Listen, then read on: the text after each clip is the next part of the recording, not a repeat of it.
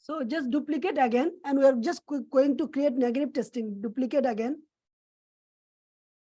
Yep, just duplicate. Look at this.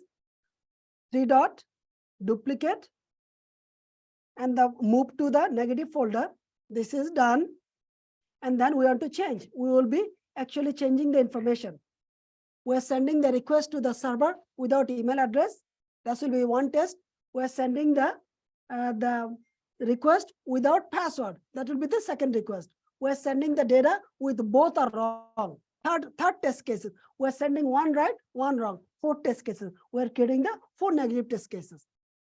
Even though I'm saying that easily, this is the skills. The build the test cases, the core responsibility for quality assurance. And how you build the test cases, the moment you understand the requirements very well. And this is the where actually your productivity starts. So let's do this. Send it now. So please provide the URL, and we have got the expected result. This is your manual testing is done.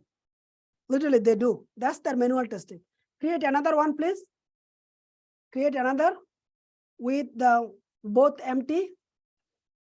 So that's the second test case is done. Both empty, and you have to give the meaningful description, meaningful title. Both will be empty. And see what the system is behaving. And you send it. That is done. So that second test case is done. Go to the third one. We're going to create again. And then we are going to actually leave the password empty, or the whatever, one of the field empty.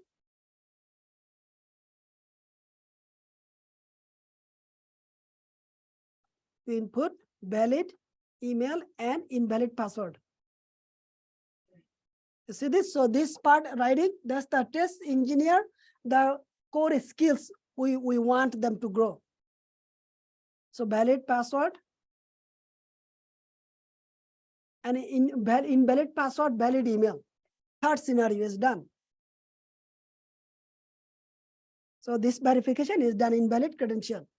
I am expecting it should say invalid the password, but it's good. So go to the fourth one. Now both the one will be valid, another will be invalid, just vice versa. Now the wrong email and the right password. Still I'm expecting it should say the invalid credential. And I tested all manually, and then my manual testing will be done, and we'll do some automation quickly. Okay. And you are just, yep.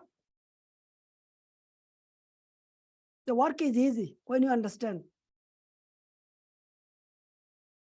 Okay, so let's do this.